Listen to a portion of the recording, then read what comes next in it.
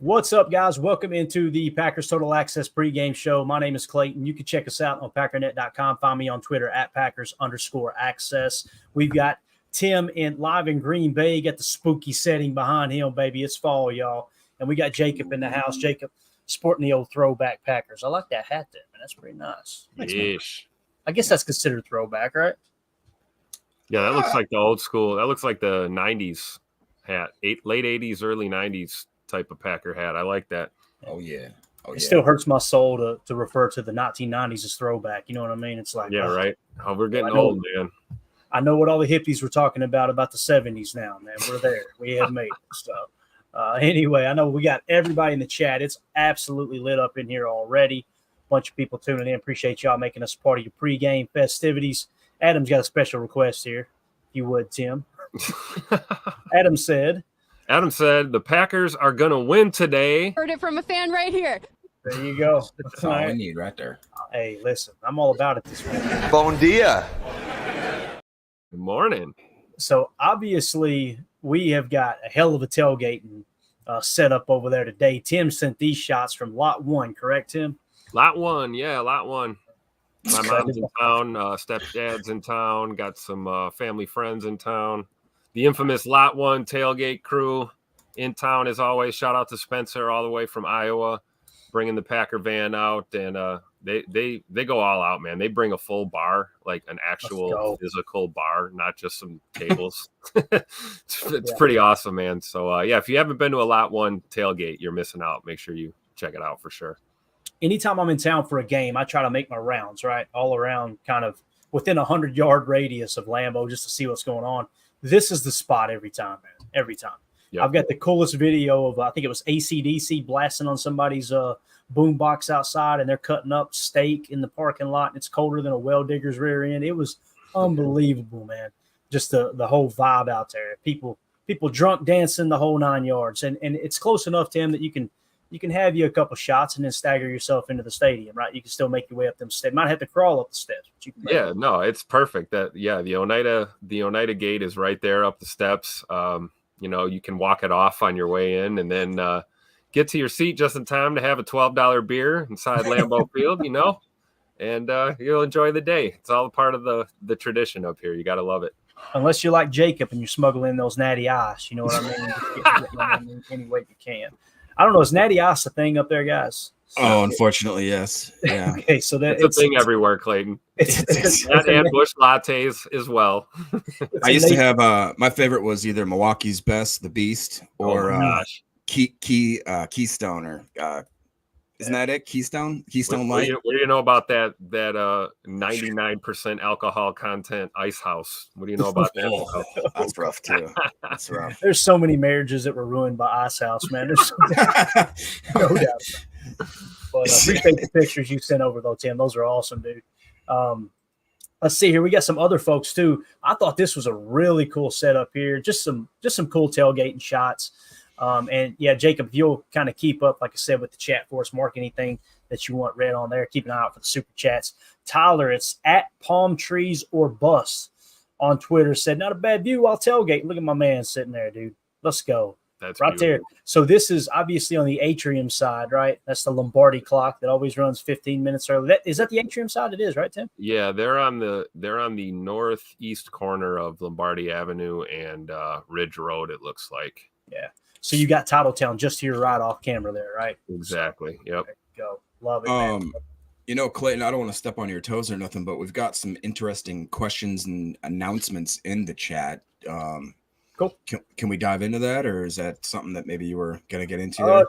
Give me 30 seconds. I want to maybe a little longer than 30 seconds. I want to hit a couple of these tailgating scenes here. Really, really cool. Obviously, we got Paul Brettel in the house. We'll be keeping up with him. Make sure you're following him today for all your updates during the game. Keep those marked, Jacob. We're going to get right back to it, I promise.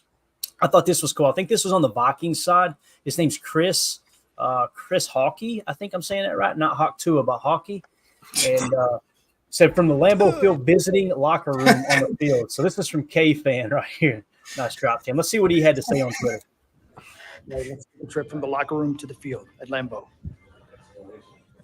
They can act like they hate it all they want, boys, but they love this stadium. And by the way, I was told The reason they added the steps in, or the reason they designed it this way, was so the team has to go down those steps and back up them at halftime, back down them. Yep. It's a little bit of an edge, right? Look how long this walk is. Look how tight the corridor is, too. Yeah. I just love the green carpet, too. Yeah. I feel like you're in your grandma's basement in the 70s. Nothing on the walls, nothing spectacular. I love it. And this is the old tunnel the players used to use. Exposed pipes. Yes. So here we go. The maintenance shack there on the left. That's right. That's hilarious. Look at this place right here, man. Oh, love it, dude. I just beautiful view, man. Walking never in. gets old. Never gets old. What's the over/under on Aaron Jones inadvertently running to the wrong sideline when he comes out of there? Right. Good morning, everybody. Yeah. Really, really cool video. Again, shout out to @Chris_hockey for that video. I thought that was really, really cool. Another quick setup here. This one came in from 97.3 The Game, just showing the tailgate. What's this walk called, Tim, when you go from it's kind of from the practice facility? They've got kind of the walk. Yeah, that's Armed Forces Drive. Armed Forces right Drive. in between Rainitschke Field and the Resch Center as you walk up, and then you've got the Veterans Memorial. Yeah, we got the volume down a little bit. We don't want to get hit with a copyright off of third-party music here, but check it out. Yeah, if you look to your right there, that's kind of Bart Starr Plaza. There's the Bart Starr statue over there. So there's always a lot of tailgate activity over here, too. That's one of the cool things about Lot 1. You know, Lot 1's just at the other end there. So you're you get that main drag. Armed Forces Drive is kind of the main drag from Stadium View Bar there all the way up to Lambeau Field. Definitely. And right here, Jacob, pretty sure this is where we tailgated last year. I was just going to say, yeah, that looks familiar. Yep. That's where our tailgate party was. It was absolutely awesome. 2 years ago now. But, yeah, pretty cool setup there, though, obviously. Everybody filing into Lambeau. Go ahead, Jacob. Let's hit that chat real quick. Let's get caught up on it, and then we'll dive into some other stuff. Real quick, do you remember we were walking either to the stadium or from the stadium? I can't remember because I was drinking. And remember there was a random Vikings, or I think it was a guy in a Bears jersey, and he was just tossing out beers. And I was like, "Can I get one of them?" And he just threw one at me. I'm like, "Oh, thanks, man." I was like, "It's hilarious." I was waiting outside at the entrance for Jacob, and I'm like, "Where's he at?" And all of a sudden, we'd never met before, and I hear screaming from 100 yards away. And I was like, "Oh God, he's already sauced." Go ahead, Jake. What you got?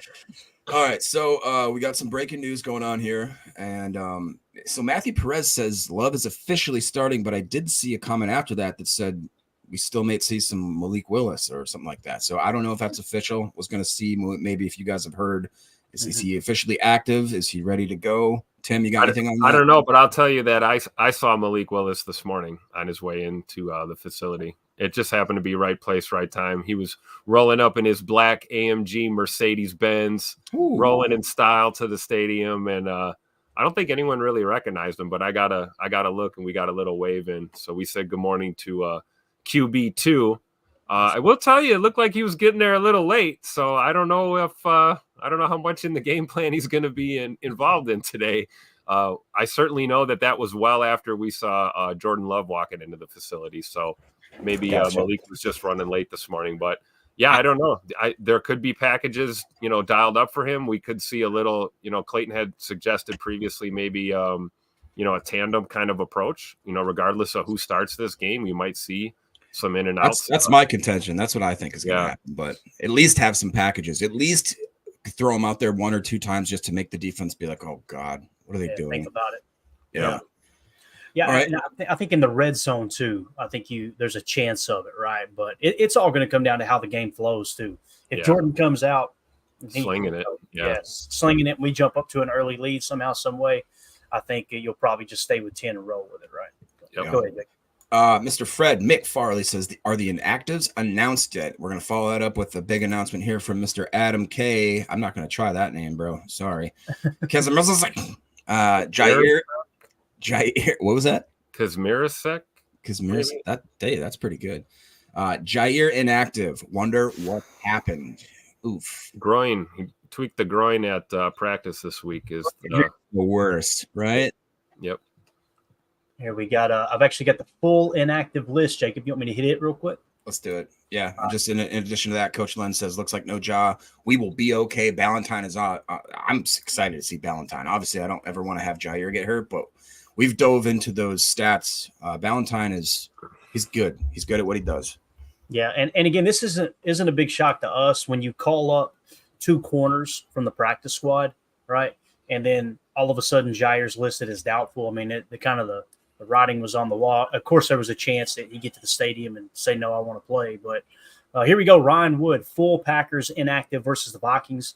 Cornerback, Jair Alexander. Cornerback, Carrington Valentine. So, Tim, you called that one last night. Safety, Catano Ladapo. We got defensive line, Brenton Cox Jr. That's actually a good thing. That means all the edge defenders are really healthy right now, right? You know, Brenton Cox is kind of that guy that if somebody's a little banged up, call him up. So, tackle guard Jordan Morgan, no surprise there. Tackle Travis Glover is inactive. And then defensive lineman Colby Wooden inactive. It says it'll be Eric Stokes and Corey Ballantyne on the perimeter of the Packers defense today. So looked like he said Passickers, but that's all right. We knew what he meant, right? At Ryan Wood there with that information. So we'll give him a follow. Shout out to him. Appreciate dropping that knowledge on us. So how we feeling about it, boys? To me, no big surprise, right? Again, last year, Corey Ballantyne shut Justin Jefferson down, came away with an interception there on New Year's Eve. Now, listen, if you're saying, Clayton, would you rather have Corey Ballantyne or Jair Alexander? I want Jair on the field, obviously. But I don't think this is like a crazy huge blow. And the other thing, too, for the people that are probably taking it the hardest, they're going, but I want Jair to travel. I want him to travel with man coverage of Justin Jefferson. Guys, I'm telling you, man, Jair's man coverage this year, only 3 games, it struggled bad. So it's not like that's a huge thing we're going to be missing this year. If anything, it's probably been one of maybe 2 or 3 things that slowed the defense down. Other than that, I mean, if you take away all the explosives that Ja gave up in man coverage week 1, this defense looks a lot better in overall yardage and everything. So, again, I want Ja on the field, but I never did really buy into that whole Jair needs to travel with Justin Jefferson thing. So I'm excited about it. How do you guys feel about it? Are you worried about it, Jacob? It kind of caught your eye first here. I was more surprised, I guess, with certain things. Are you guys at all starting to get worried about Catano Ladapo? Because minus the fact that we have 2 DBs that are out, him also being sat out, or the fact that Kevin King apparently did not get called up. It sounds like the 2 that did, according to Omer, would be Robert Rochelle, which you guys know I love him, and interesting one there, Kamal Haddon, who was a late signing, who I believe, if I'm not mistaken, Clayton, I think we highlighted that kid because he was a Tennessee boy, if I'm not mistaken. Correct. Yeah, he was really low on my board. However, I think it was the Chiefs that drafted him and then cut him. What it tells me is they like Haddon better than King, right? I mean, there's no other way of looking at that. Right. To the best of my knowledge, Kalen King hasn't been on the injury report at all, right? Have I overlooked that, Tim? He hasn't been on the injury report at all, right? King? No, he hasn't. Ron Sandville bringing up a good point, though. Maybe they look at Kalen King is more of just a true slot, and he hasn't found his way to the field yet, mainly because Keyshawn's really been holding it down in the slot for us. And it could also, speak to, maybe his grasp of the scheme and playing defense in the NFL versus doing it in college. Some guys, it takes them longer to make the leap and catch up to, the NFL system and the NFL speed. Very true. You got anything else, Jacob? Just Coach Len commenting right now and just being like, yeah, it's basically going to be a redshirt year for Catano Ladapo. And unfortunately, I kind of called that out when the guy started training camp on the injury bug. It's just, they're so hard to overcome that and actually be productive, especially when you have so many other guys that are playing really, really well at that position. So I think that's a good point there by Coach Len. Yeah, something else to point out that we caught when we were kind of game planning for the Vikings is worth noting. Justin Jefferson has absolutely crushed man coverage this year. He struggled against zone. So I'm leaning toward more zone coverage, obviously. Now, you got to keep an eye on him. You'd be crazy not to. But, so just keep that in mind. We're running a crap ton of cover 3. We're running a lot of cover 3, a lot of cover 6. If I remember correctly, actually, I got the graphic here. Let me pull it up real quick because I don't want to misinform you guys. Let's see here. So when it comes to the top coverages for the Packers defense so far this year, 32% of the time they're in a cover 3 zone, okay? 19% of the time cover 1, then 17% of the time cover 6, which is the combination of cover 4 and cover 2.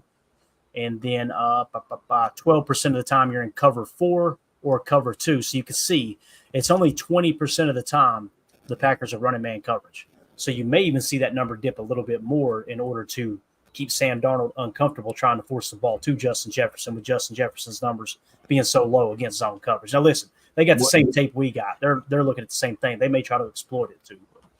What do you think about this take here by Omer? Because the only thing that I see is getting me a little bit pessimistic, or making my mind go that way, is Aaron Jones' revenge game. And if there is something that I think would help that out, like Omer says, he says we're going to be playing zone today if we want to negate Justin Jefferson, like you just talked about, who's been just thrashing people man to man. Well, if we go into that zone predominantly, then that leads us to be more exposed to Aaron Jones just absolutely crushing us. Actually, the opposite. You think that's not true? Totally the opposite. Man coverage is way, way more vulnerable against running than zone coverage. Zone coverage, your eyes are on the ball. Man coverage, you're focused on your work. You're mirroring. What it does is it allows the corners to be a little more involved, like what Eric Stokes has been this year, what Keyshawn Nixon's been this year. That's what zone coverage allows you to do. With man, you're focused on your technique, mirror match. Is it press? Most of the time, you got your back to the quarterback in the backfield.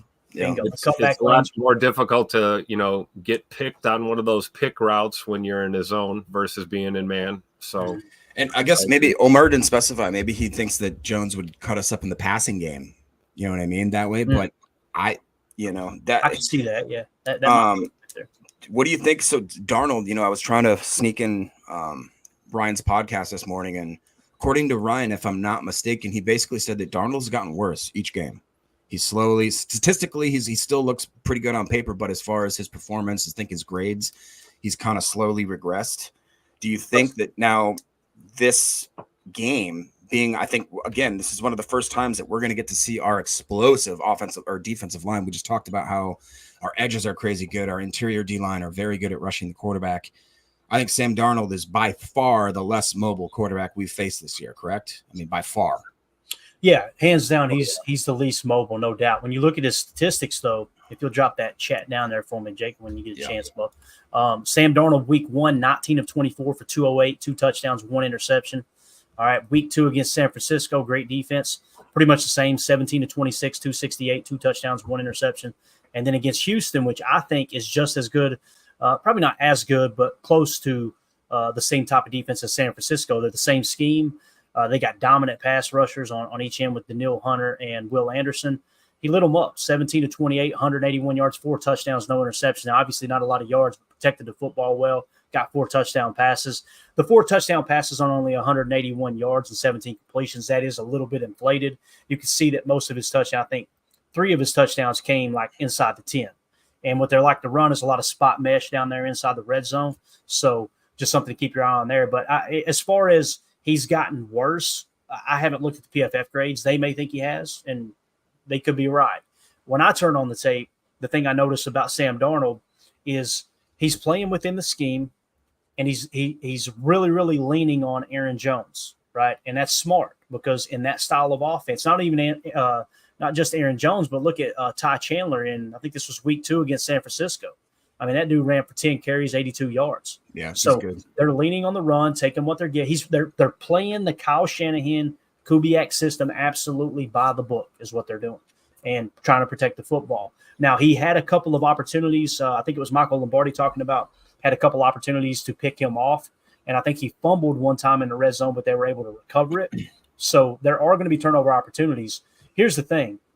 If the defensive line that showed up in the Tennessee game for the Packers shows up today, Sam Darnold's going to be adjusting his chin strap all day long. I was just going to say that because last game where he quote unquote played well, he had 28 pass attempts. He had 4 sacks. Both tackles gave up a sack, and then 2 on the interior offensive line as well. And like you just said, Clayton, our guys are coming, man. They're got a fire lit underneath them. We held Pollard to 2.3 yards per carry last week. Jones, like you were talking about, he's balling out though as well. He had 19 carries for 102, averaging, I think it's like 5.2 or 5.3.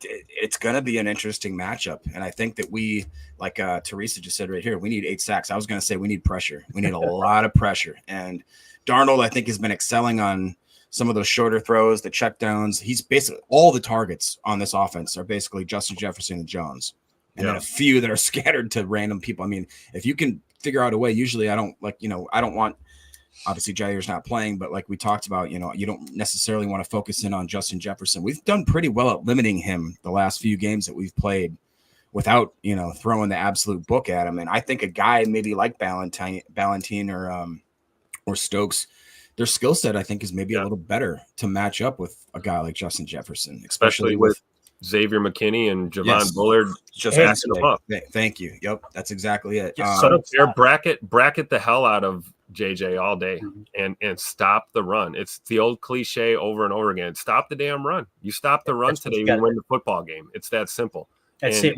We're talking about Aaron Jones, so there's stopping is a kind of a flexible term here. If we can keep him under 100, that's going to be an accomplishment in and of itself. If we can keep him under 75 yards and limit him in the passing game, we have to be gap disciplined up front. Our linebackers have got to be on their P's and Q's today, and we got to make tackles in the open field too, because Jones will bounce a run outside, or he will find a seam. You've got to be able to bring him down. Tim, do you think the key to this game, whether or not we win or lose, is whether or not our linebackers are able to tackle? Because whether or not they're able to hit the right gap. If they're not flat-footed, standing there in concrete, I agree. McSwain Quick says Darnold the 7th most sacked right now in the NFL. That makes sense to me. Omer has a good point here, saying they are giving up pressure on almost 50% of their snaps. Wyatt and Kenny got to expose their weak interior. Kenny been struggling, but historically has balled against the Minnesota Vikings over the past years. I think that this would be a great coming out game for him. I think Rashawn Gary could have one of those sneaky games where the dude just is eating, getting 3 sacks, something like that. You know what I mean? Some crazy game. And again, Devontae Wyatt. And I just hope these.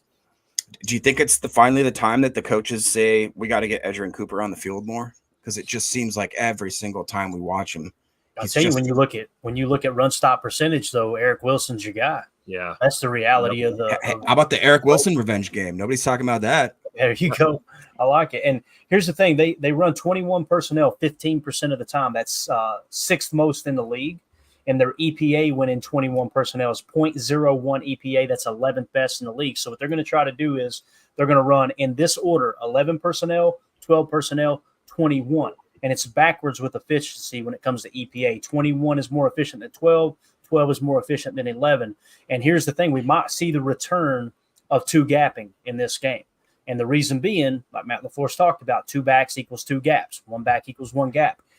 If they go 21 personnel, or anytime they do, what I would like to personally see is bring a backer up on the line of scrimmage and turn that 4-3 into a 5-man front.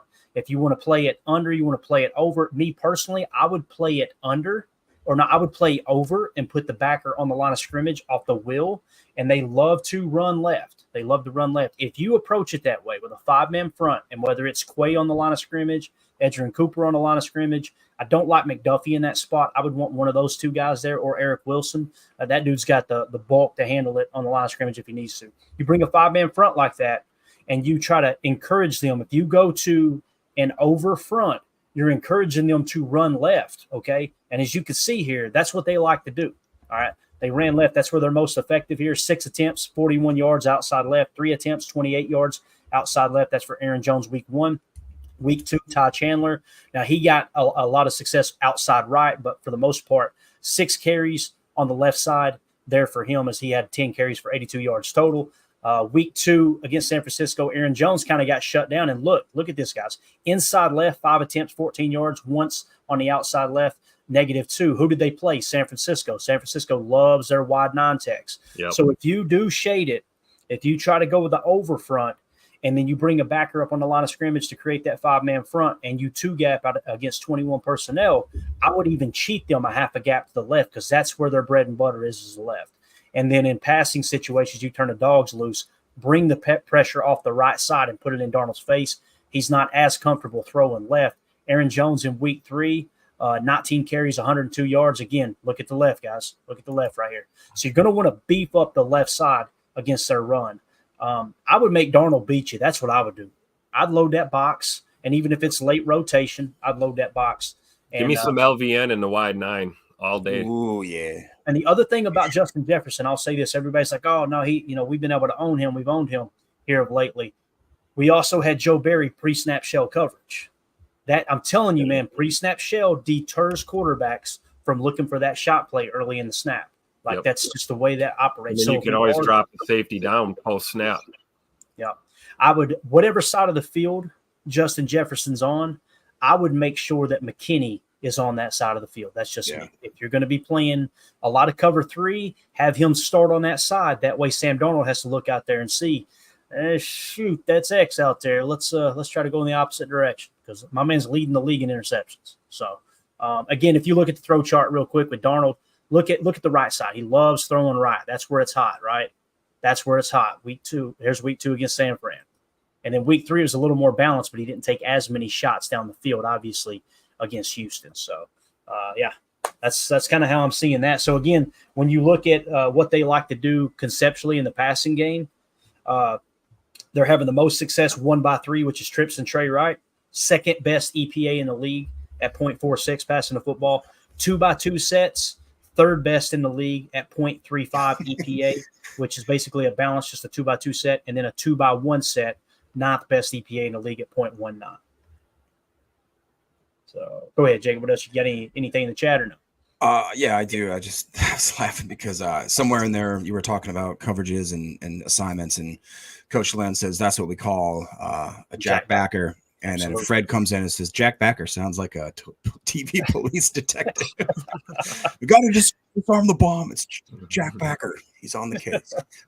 So anyways, I do have some chats here. Omer comes in and says, yes, Love is supposed to start according to several sources with a brace on. So we'll see if that brace hinders him whatsoever in the mobility. But I still think, you guys can call me crazy, I feel like there might be some packages. Like I said, LaFleur is just so – he seems like an offensive just mastermind, like an absolute evil villain when it comes to just being an offensive mastermind, to the point of I think he would just throw Malik out there for a few snaps just to make Brian be like, what are they doing that? What are they going to do there? And then Matthew Perez comes in and says, Buller's first pick today. I'm calling it right now. I love that. You know that I love my Bullard. So I love that a lot. This is, I think, maybe the most important chat of the day that we have not talked about enough. Fractal of God says, cut the penalties today, please, for the love of the Lord. I added that last part, but I mean, it has been ugly to the point of where the amount of yards that we've lost in each of these wins and in these games could have easily determined the outcome of the game had they went a little bit even worse. But if we can clean that up, specifically, I'm looking at Rasheed Walker today. Please don't have 4 penalties. All right. It's getting harder and harder to defend your play because I think that he's a great tackle. He's just a little sloppy right now. I'd be willing to just about bet the farm that the Packers are going to have less penalty yards than the Vikings today. That's just me. Watching the game for so long, listen, they could come out and play sloppy again. It's definitely possible. But I've watched professional football for a long time. And I'm telling you, the teams that are heavily penalized early in the year, those coaches start sending those tapes into the officiating office, and they're like, hey, look, you need to watch this, this, and this for them, and you're leading the league or in the top 3, top 5. And no. That's when they've got to make the adjustment. So I could see it today. I could see it happen. Guys, don't forget. Here's a guy who loves to be on the camera, standing there talking about penalties. Talking about the Vikings penalties today. Let's say it that way. Hopefully. Bill Vinovich, man, there's going to be a lot of flags in this game. I'll tell you that right now. I don't know what the overall is on penalties, but I love how the first thing you see next to his name when you Google is fixed. You gotta love that. When I'm 63 years old, I'm going to be on an island somewhere, boys. I'm just going to tell you right now. I'd be darned if I'd be out there and having 70,000 people cuss me out for a call. You know, I hope somebody hides the flags from Bill today. Just hide his flag. Billy boy. I'll tell you this, though, man. You can't hide this from Twitter. This is absolutely awesome, man. I tweeted out how blessed are we to have this guy leading the Packers. Jordan Love rocking the Brett Favre jersey today. You can see him walking. Can we talk about this? How blessed are we that the 90s fashion's coming back, Clayton? Look, we got the baggy jeans. We got the baggy oversized jersey on. Fresh white kicks. I like it, Jordan. I like it. We're going back old school. I love it.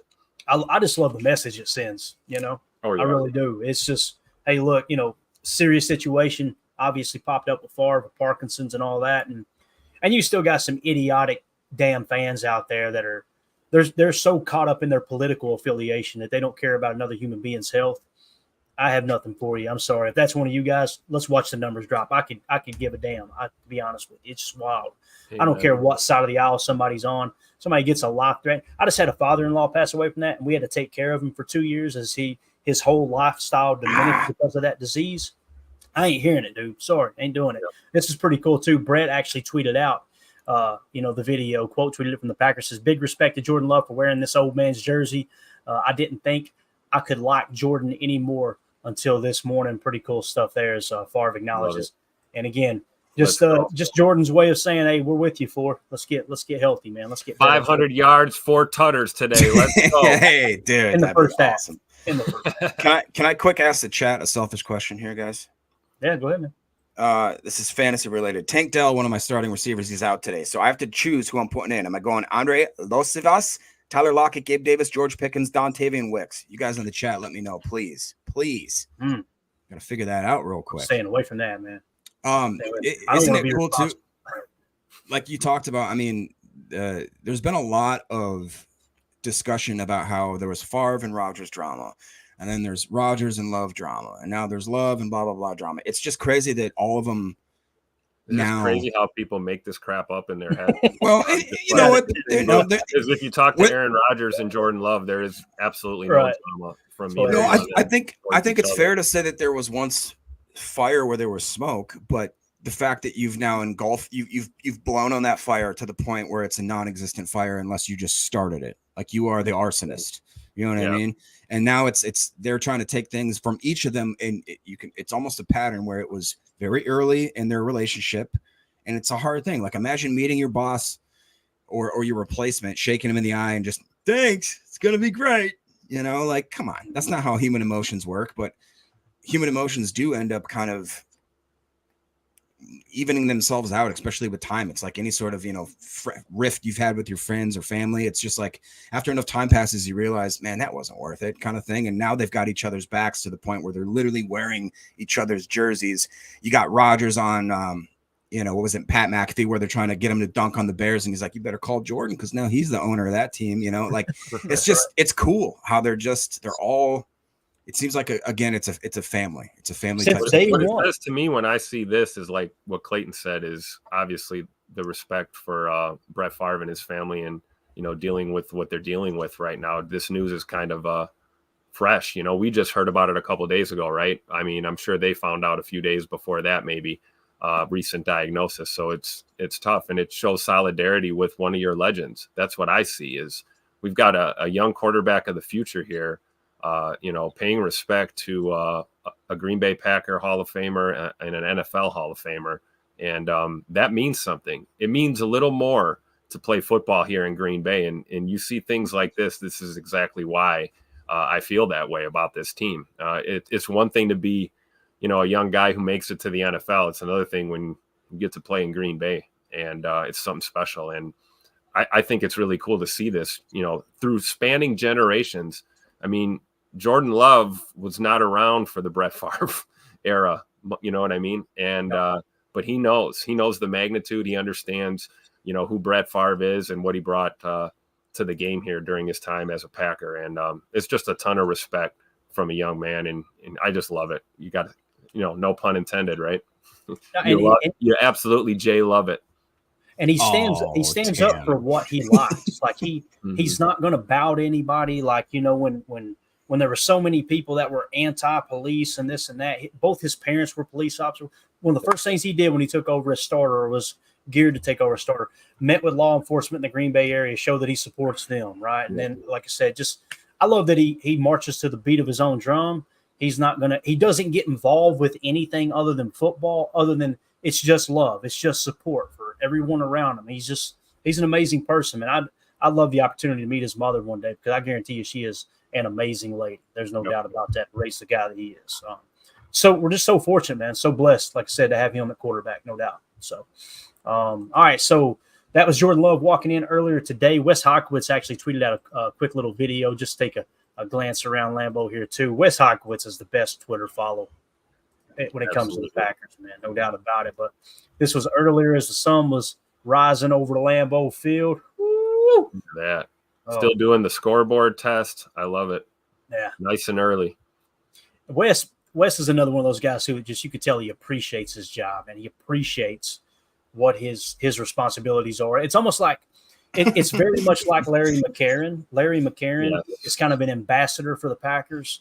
And that's exactly how Wes Hawkowitz carries himself. And for all those people that I'm not a fan, I'll report on the team. I'm not a fan. That's great. You've told us 723 times. We don't care that you're not a fan.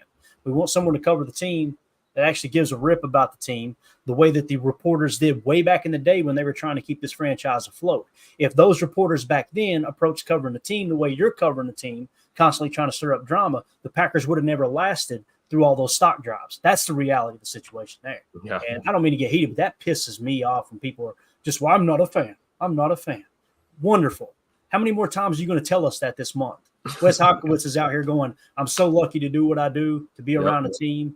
And it's a service to the fans. I just love it. Love it. So go ahead, Fred McFarlane says Wes is just happy that it's not raining, which I'll forever. It's just such a good clip. See if he still got that. Oh, it's got. Does he still got that photo up there from training camp? Is it not?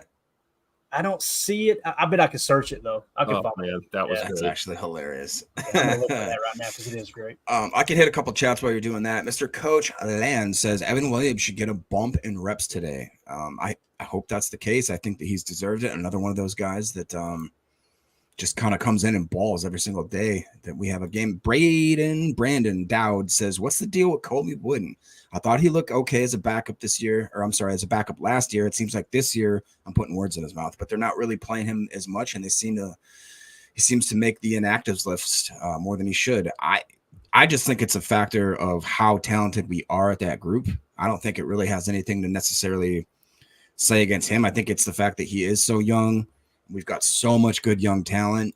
I could be wrong and saying that the wrong way. Tim, what are your thoughts on Mr. Colby Wooden? I mean, I would agree with that statement. That was kind of like what I was thinking. You know, when you're in a talent pool like this, it's the same thing we say about our receiver room, right?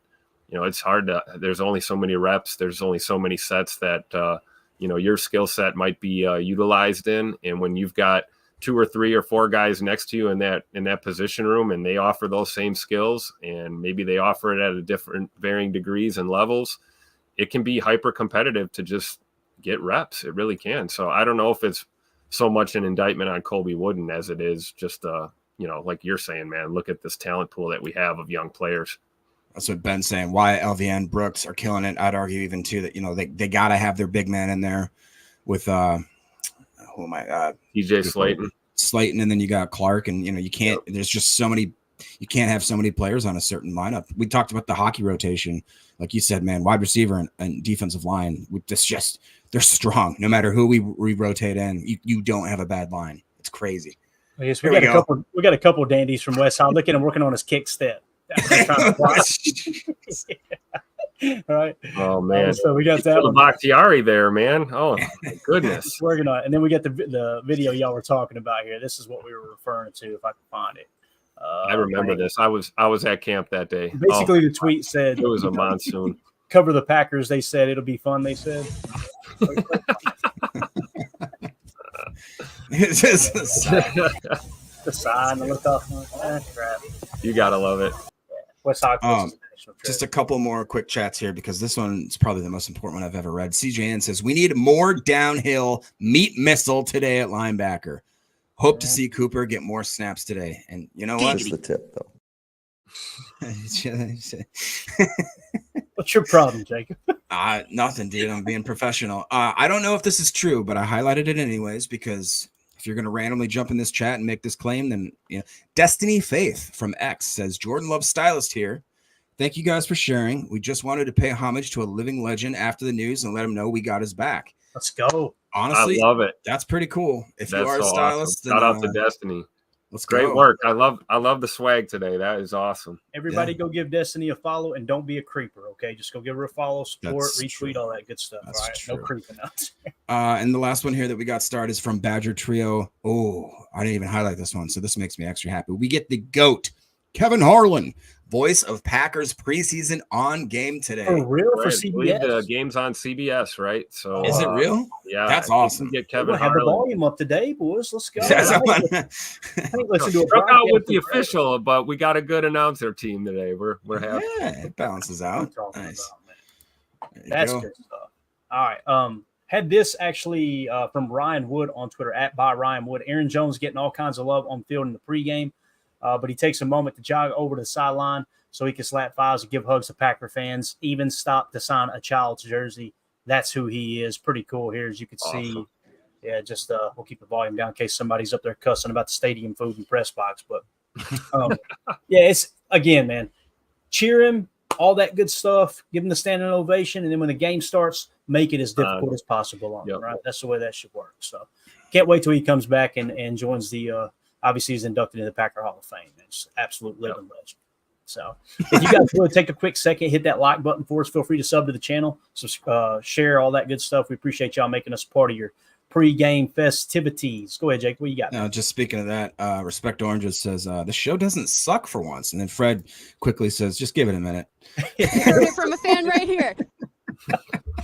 Trust me, it's coming. It's right around the corner. Dude. At least 65% of the time. And also, oh Jesus, don't you son of a! Tell you what, 65%. 65%. That's what and then So Turtles goes in meat missile ? Where have you been, So Turtles? I feel like you're the go-tos of this chat, and you don't know what a human meat missile is. Look, My he's man. been cheating How on us. I dare think he's you. been cheating on us. He's been out It's there just cheating saying. on us, dude. Unbelievable. Human You're an amazing person. You know that, don't you? is a human being that wears green and gold that goes downfield like he's shot out of a cannon, and he happens to be human again, like I said, and so it's a human flesh rocket missile. Something like that. Moving on. Oh, we got Bates. Bates just in a shot. Tim, I just think we got our background pick of the day, my friend. Oh yeah, let's see. Bates Where's is all. United Base at? What do you do? Bates Here's a doesn't- guy. How cool is it if Bates was actually listening to the show from the stands? Look at that Oh shot. man, look at this. Beautiful. Great Nice. seats, too. Jeez. Bates, you're the man. What is that, like row 6? Jeez. Oh, Yeah. man, you Row can't hide four. credit. You can't hide credit. Let's go, man. You know what I'm saying? Man. That's I a good love looking that. crowd there too, man. What was the weather forecast? We haven't even hit that yet, have we? Let's look real quick. It's We're all low over. 70s and sunny. It was a little All cool. right, so this morning it was Ooh. 62. So at kickoff, we're looking at 72, 74, 75. And then as you guys are staggering back to your cars, it'll be 76 degrees. So absolutely beautiful weather, partly cloudy there in Green Bay, Wisconsin. Man, can't wait. So here is some of the information we had on Jordan here. Tom Pelissero tweeted out, Packers quarterback Jordan Love is expected to wear a brace on his left knee today against the Vikings. His first start since suffering an MCL sprain in the September 8th opener. Sources say Love took the majority of practice reps and looked better and better as the week went on. Go time. So there you go, man. Obviously, Jordan Love ready to roll. With the brace, I don't know how much that's going to limit his mobility. When you hear brace, Tim, you think of the big bulky ones like we're used to seeing linemen wear. This is just a smaller device on the outside of the knee, it seems like. So I don't think it's going to limit his mobility much. However, I could see the coaches being like, "Hey, Jordan, listen, let's don't stress it too much. Let's stay in the pocket, hit the read, find the hots on the blitzes. Let's play within the system. Don't try to do too much." I would think a lot of little 3-step drop type of plays to kind of start the game, right? Little quick short passes, get in rhythm. But when it comes to the brace, man, yeah, it's a great point, Clayton. These are not the big, monstrous braces of the past that we've seen. We saw Tom Brady wear something like that when he blew out his knee. He had the big trying to hide it under a sock, and he looked like one of the Terminator robots or something. But now Jordan's had this device on, I believe, the better part of the last 2 weeks, right? We're almost at 10 plus days that when he was practicing, he's had this on. So he's gotten some simulated reps. He's worked out with this on, probably without it on as well, depending on whatever his regimen is for the rehab. But I would think at this point he's probably just getting used to that thing being on his knee. And so I don't really see it being a major issue for him as far as feel and comfortability out there. But I think they're going to ease him into this game. And I would hope by the, end of that first or second series, he's, kind of shaking any kind of rust that might be there. He's shaking that off. And we're unleashing the full gamut of Jordan Love here early in the first quarter. And we're back to where we want to be with our QB1. That's how I feel about the whole thing, looking at it. Definitely. And with all the weather going on across the country right now, obviously it's shaking things up everywhere. It sounds like it's a little windy out there at Lambeau, maybe. Just had this pop up here. If I can drop this down. There we go. Bill Huber said Braden Narvison getting a Lambeau Field kicking lesson during pregame. It's a northeast wind, so should be helpful kicking to the south end, but it's not. 3 straight short from 51 and 52. Ball just dies in that direction. So you're out there trying to figure out your range, obviously, looking like it's probably going to be, hey, anything over 50 might be a little iffy today with the way the wind is. Did it feel windy out there this morning, Tim, when you were there? Yeah, it was breezy. You could see the flags flying pretty strong. And, it was deceivingly cool this morning when I was out there. We got out there about a little after 8 o'clock this morning. And if you were in the shade, you were chilly. So, by high noon here, we'll have high sun. And the wind, though, if it's not going to relax at all, that's going to become a fact. And it affects both teams, right? Absolutely. Let's be honest. So, you may see the ranges shorten up, and depending on what direction you're kicking, from my perspective, I would rather deal with a headwind than a left to right or a right to left wind personally. Looking at it harder or take something off of it. But if you got crosswinds, it's tough. Yeah. Looking at the Weather Channel, this is what they're saying. For the hourly, starting at 12 noon, which is obviously kickoff, northeast 12 miles an hour, northeast 12 miles an hour, northeast 12 miles an hour, northeast 12 miles an hour. So consistent throughout the game. 12 mile an hour the entire game looks like. So northeast. So if you're kicking right-footed facing north, that ball's going to be wanting to go right on you. So look for guys to maybe try to overcorrect in that direction, and you could see someone shank one wide left, trying to overcompensate for a 10 to 12 mile an hour wind. I mean, that's significant enough to affect the kicking game. I mean, we're not talking 5 mile an hour gusts or anything crazy, but it's something to look at. And like I always say, hopefully we put tutters on the board all day long. We don't need to worry about the field goal game. You guys worried about that affecting the long ball at all as well, or some of the passing game? It could. I feel very comfortable saying Jordan Love has a stronger arm than Sam Darnold. Which, when we looked at the throw chart too earlier, if you'll notice, like if you start week 1, a couple deep balls there, right? That's huge. Week 2, couple deep balls right down the seam. One of those was a 97-yard touchdown pass. So he kind of caught the defense loading the box there. And then last game didn't have any success over 20 yards at all. So just something to kind of keep an eye on there. When we're talking kicker, though, I'll tell you someone who didn't miss a whole lot of kicks is our boy Chris Jackie. Look at him on Twitter. He said, let me jump into this right here real quick. Green Bay Packers World Championships, 1929, 30, 31, 36, 39, 44. 61, 62, 65. We'll be right back from a commercial break. 66, 67, 96, 2010, and Minnesota Vikings World Championships. He just put a big old LOL. I'm counting them. They're all there on the wall. They're all there. Fans, yep, it's still there, Tim. Okay, all 13. 14's on the way. Tim, double check there. We're good. I promise. They're all up. You heard it from a fan right here. All right. What else you got, Jacob?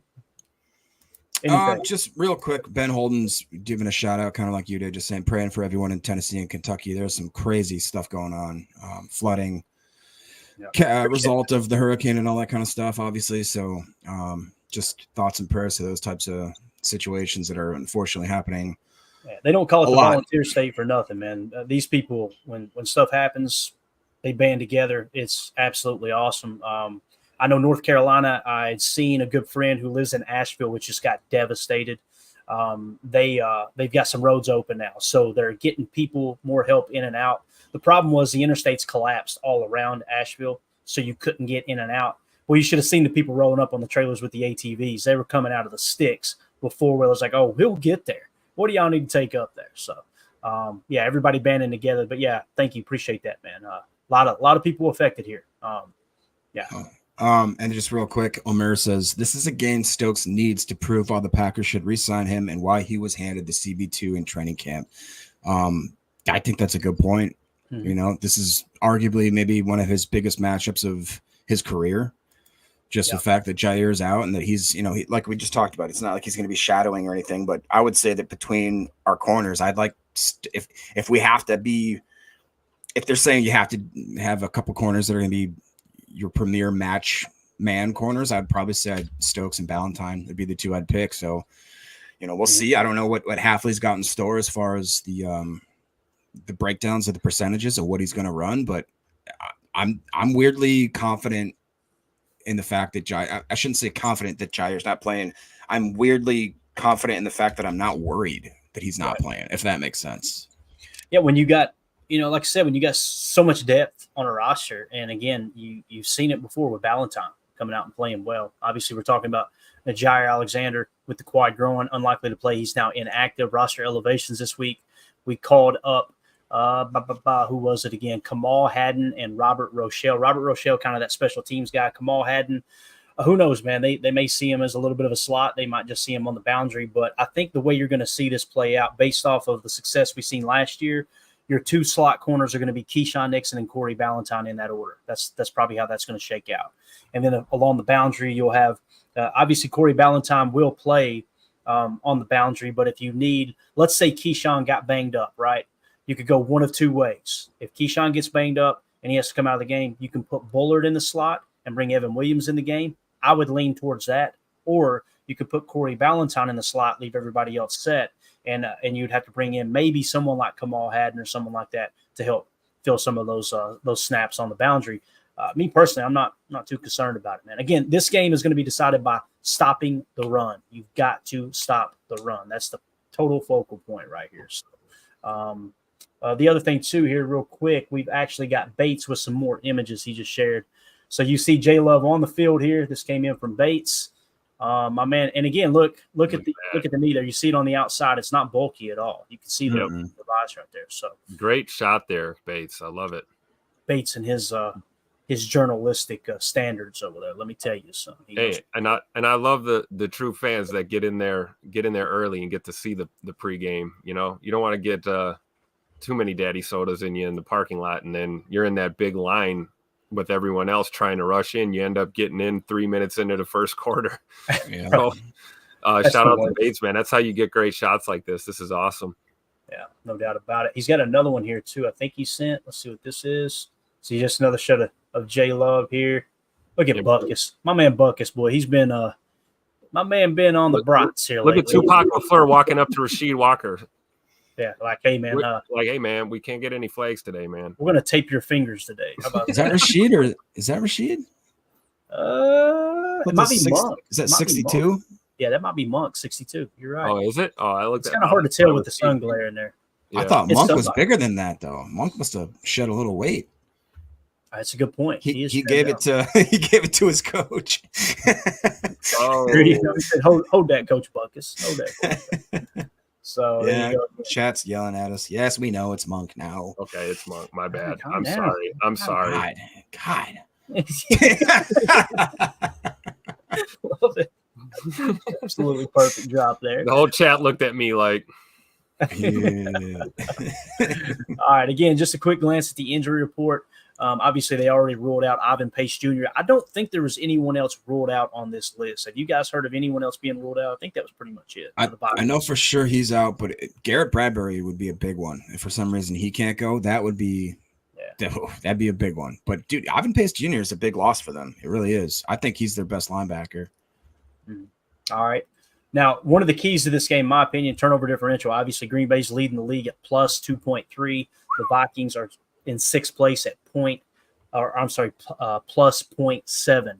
So you win the turnover battle, you really, really like your chances in this game. If you can come out positive in turnover differential, obviously explosives are a big part of the game too. Green Bay leads the league at 14.1% of their plays being explosive plays. The Vikings are 10th at 10.2 Jacob, don't you dare laugh at our neighbors down there in Chicago. I'm just saying that's such a slight like diss right there that they're just nonchalantly. Here's Green Bay. Oh, and by the way, still suck. Exactly. What's crazy is like how far below they are. Below they're almost double the worst. Right. They're almost double Chiefs, the second word. The Chiefs are 31st at 5.4%. The Bears are 3.3%. So the Bears are like, we might need to double check that list and check the metrics. And then Pac Daddy comes in like, edit D's. How about that? Exactly. Let's see. Now, one of the reasons that the explosives have really taken off, even though Malik Willis, we've been kind of focused on the run game, but even through week 1, 2, one of the big misconceptions is where's Christian Watson been? He hasn't been effective this year. Boys, he's leading the team in passer rating when targeted right now. Actually, he's 6th in the entire National Football League passer rating when targeted. The difference between this first quarter of this season and the first quarter of last season, we're not forcing the ball to Christian, and it's working out absolutely beautifully. That catch right there, man, you talking about bringing the juice in that Titans game on that opening drive when he hauls in that jump ball right in front of us where we were sitting, it was absolutely awesome. So leading the Packers is Christian Watson, 148.8. Like I said, that's 6th best in the league out of 109 receivers. I think this is according to PFF maybe. Jaden Reed, passer rating when targeted, 137.5. That's 11th best. Romeo Dobbs, 111.9. That's 31st best.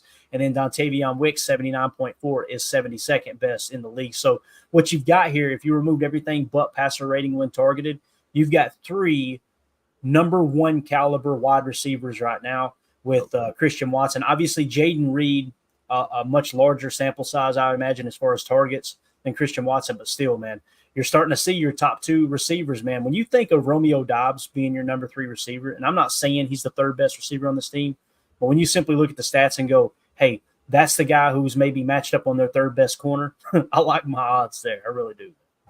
His receiving is tough. It is, Brett. Anything else, Jacob? You got anything else in the chat? Chat's pretty much caught up now. Right, good deal.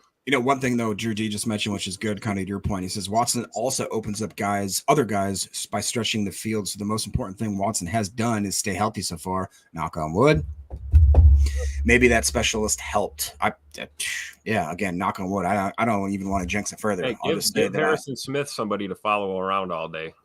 Let's just drag him out of the box and deep all day long. Open it up underneath for our other guys. Yes. No doubt.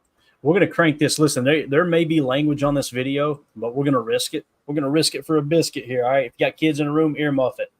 But here is Jordan Love and the offense looking to take the field here.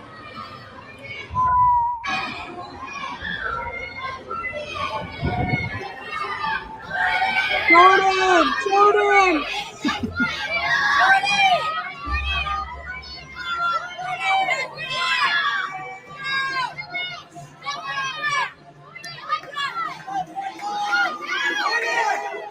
My man looks locked in. Yep. Go Pat. I love it. Raising them right, baby. Hey, guys, it's important to remember this is his home debut this year as well. Yeah, it's true. Divisional matchup. Let's go. Great shot there. You see Tupac LaFleur just jogging out at the end to lead the boys out. I love it. Yeah. Oh, I'm getting nervous, dude. I'm not nervous at all. I'm with Clayton. He looks locked the hell in right now. He does, man. I tell you what, listen, we have all cheered on and loved Malik Willis. There was a little bit of something in Jordan's voice in that locker room interview earlier in the week. I think I could do that too. I think he's out to prove some people wrong today. Because believe it or not, there were some Packer fans going, I think we should start Malik Willis. Malik Willis is better than Jordan. A lot of them, actually. Which I think my man is going to come out and get ready to prove a point today. I'm really excited about it. Let's go. I'm fired up. I love it. That says it all right there. You talk about game face. There's your game face. Mm-hmm. All business. Let's go. Definitely. All right. Anything else we need to hit on? Did we miss anything, fellas? Anything at all that you can think of here? We got a couple more tweets coming in. I'll continue to comb through. But anything else you want to hit on, Jacob? No, man. I get nervous Just before nervous. every game. I'm starting to burp up the Mickey D's breakfast I had today, which I'm just saying, man. That's your first problem, man. You can't be. Oh, they got this new steak, egg, bacon, or a steak, egg, and cheese sandwich. It's so bad and it's so good at the same It's time. so bad and it's so good. Yeah. We had There goes the sponsorship. we had Cracker Barrel delivered to the house. So we had biscuits and gravy and some sausage and all that good stuff. So yeah, I'm hurting. And I told Manny already, go ahead and get DoorDash on the line. We're doing Pizza Hut stuff across today. I'm gonna come out of this one gaining 600 pounds. It's gonna be awesome. Yeah, he not only rambled, but he rumbled and stumbled. I'll be stumbling down these steps by the end of the game. I promise you that. But here was Bill Huber tweeting out Jordan Love in warm-ups here. On a little out route to Christian Watson. So look at the plant leg, everything. Looks good. Real quick in the chat. Yeah, guys, throw us up the score predictions. We didn't do that. Definitely haven't touched on that. We forgot. My score prediction is Packers win the game. That's my prediction. There you go. There you go. I'm going to go 27-13 Packers. Nice. I like it. Pack by 1,000. You know me, I don't do predictions. I just it's just I don't really, play that game, but I think that it's going to be a close game. I think that's going to come down to the turnover differential as it always does. Yep. You got to first and foremost, you got to shut down Aaron Jones. Fred McFarley 24-20 Packers. I could see it being that kind of game. I could. Good weather, right? It's Coach Lynn. Cracker Barrel went out of business in North Cali. What's going on out there, Coach? California. I tell you what. Unbelievable. Don't you start with me, Jacob. Don't you do this. Just saying. Jason Hughes. Packers 24-17, says Jason Yu. Damon coming in with the real good pick, 77-0. I love it. I love it. I got to hit him with one of these. You heard it from a fan right here. CJN 24-17. I could see it. Hey, Mike Clements is in the chat. Hey, 21-10 Packers. All right, Mike. Let's do this real quick while you're going through the rest of those. This is as good a time as any. Let's give a quick shout out to the sponsors today. That's the good folks over at Ticket King, the official ticket provider of Packer Fan Total Access Live. Wisconsin-based since 92, specializing in Packers tickets. They're Wisconsin's largest ticket source. Offices next to Lambeau and in Milwaukee. Use the link in the video description to send you to their website where you can go ahead and register for free as a customer and go ahead and start shopping for your Packers tickets. Again, that's Ticket King, the official ticket provider of Packer Fan Total Access Live. All right. Anything else, Jacob? I want to shout out to my Uncle Mike real quick if I can. He's out. He's in Green Bay. He's driving the bus today. So I think he's at a parking lot somewhere near Lambeau Field, hopefully, or probably closer to the mall or something like that. But go Pack, go. Hopefully he's going to find a place to watch the game. Otherwise, he can listen to our phenomenal radio coverage as well. So looking forward to hopefully bumping into him maybe after the game. We'll see. So, you were talking about the Packers radio. I thought you were talking about our coverage. I was like, don't do that. Are we doing play-by-play now, Clayton? We're going to do I immediately thought I didn't sign up for that. What are we doing here, Tim? So, now, here's some guys trying to Wayne Larrabee and Larry McCarron, man, it don't get any better than that. Every time I look at the TV on pregame, I'm seeing Jordan Love in the Favre jersey, and I can't tell you how happy it makes me. Man. Oh, man, I love absolutely that. Awesome, man. I love it. Oh, yeah. All right. Anything else? Anything else at all, fellas? No, I'm going to go throw up and get ready for this game, man. All right. Well, this has been a fun one, man. This is one of the more enjoyable pregame shows we've ever done. Guys, I'm going to get the link up immediately. Hop over. I think Ryan is going to be doing a live stream on PackerNet YouTube channel. So you want to watch along with him. I'll get the link created to our post-game show. Sometimes guys like to hop in there, put their comments throughout the game in the post-game show link. Like I said, you can comment, but the stream won't be live until after the game. So we'll get that set up there.